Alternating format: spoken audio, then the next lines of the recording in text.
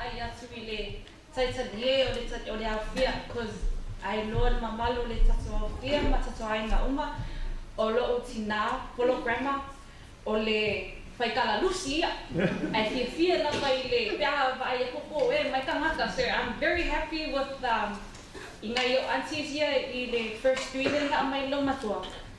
Thank you ole. This is what the old lady likes. So father, mapatele kope, ya pataila mo le apinoa. Ya wau atun o sifil mamalu male afia o Lotoausia Lui o wau le matua whanau Lotoausia Lui matoma. Ya ele foi sa Molimau foi ole atun Lotoausia Lui foi ya o wau no na whawhailelina ue I nei mangele central ngai o makua ia. So pengatala vale, oh my god, mafutanga. So mawhana lama maso mafutanga pe on ta ue lo anse whapinge o nai vaenga ia lo matua o le matua I tuma ia ka ke vaia kua le ka peka o ko kikima o sia le salu soo I whai mai e piki nunga la pisa la le mase me o ilani. So my grandma, you can't get away with anything with her. Lisime lo tina, le alofa ia I mato e mo ila ve to ala iti mato whanau anga ia.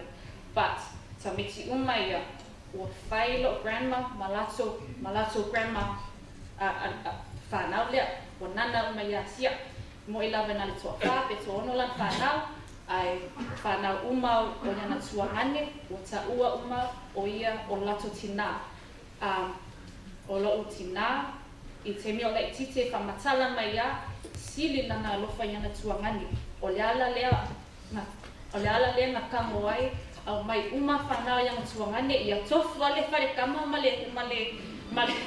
kamei tiki au mai, ia le ala o kele ele mako ai nei neni sila. E whai mai o ngā ia o whanau yana tuangane, mai o lai titi. Ia o fwoi te mea o te lai titi ai,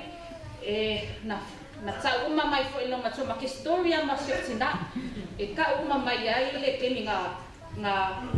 mataina na fufuaina le ai nga whaapinge maka le po I le malanga au karabo ma talo sama mala whai o le boli ma whai luma le whale o ngā omi ia nga kaua kai ngā omi kaua kai ngā omi nga ia te mela le te leo secret luma tua nga tau mai I kemi o te le titi ke fia e whaalongo yang kala mai anga mua ma kala anga mākua. But you know, as we grow older, paole meo te whawhetai matu mawhtanga masio tina ua mawhai o na ia vaaya matu whanau yang great grandchildren.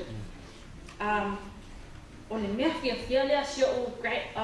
grandma o le baba ai I fōlina ma alana whanau. E ho mai ale temi o matua o whenga luenga le lelo maluenga e spoil la o lo matua tinganga o la whanau e ka te ke e whana ia wakusau lima se lau lea lo whanau ka kui e ana o le koe lima se lau. Ka te ke ia ni o ka meki nge wa e kaini uma whai yaso lo makue, fiusi lo makue valwana au wesi lea, ai o long timanga o itoi, ka ke e whaalua, Nana, how are you? I love you. You know, mena lea o lo matua, o lana talan whai mai a te au, ai lei malanga, e whai mai a, o te misia la wasi o whanau pe a o wanu. O ke whai a koe la, au whi te anu, ai ke le kai.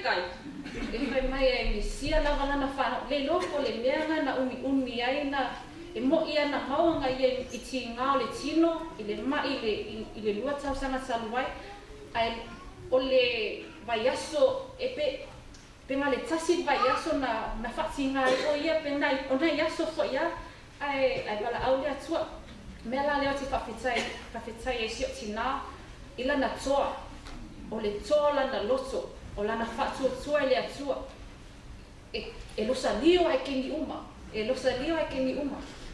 Mea tia lo fes tina e kinga e pa ai kwa e pe okay lopo lai o po lai tulo po lai o ise ilana mai a te vai te fa malo si lava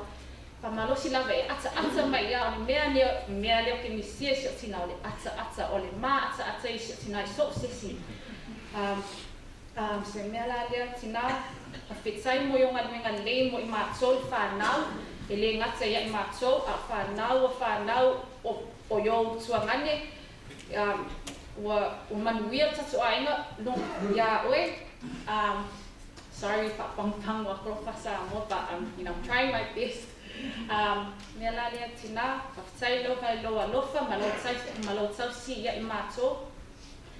wa I uya malbenga I nei le la ninge ai avia na manuia la malanga I will miss you very much oi malesimia e pele la vela o tinala na ekalesia ai a o te ma fo wani ole e sima tu mata fale lo wa alu ma ko maka fale pela le o fa ma vai no pele la mati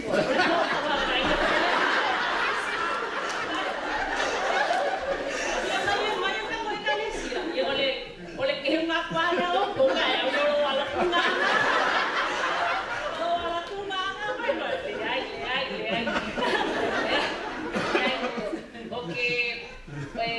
tenga sala vale tausua ngayo masua I ekalesia o la so ina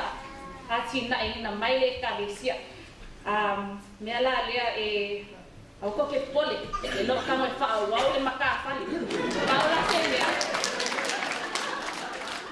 oya si no o bisi lo kamala wa maka mai maka si yo me la lea pole le lo kamo e fa wa maka fali lo tina masio sama ai paula vale me awo ke so masa puku mangi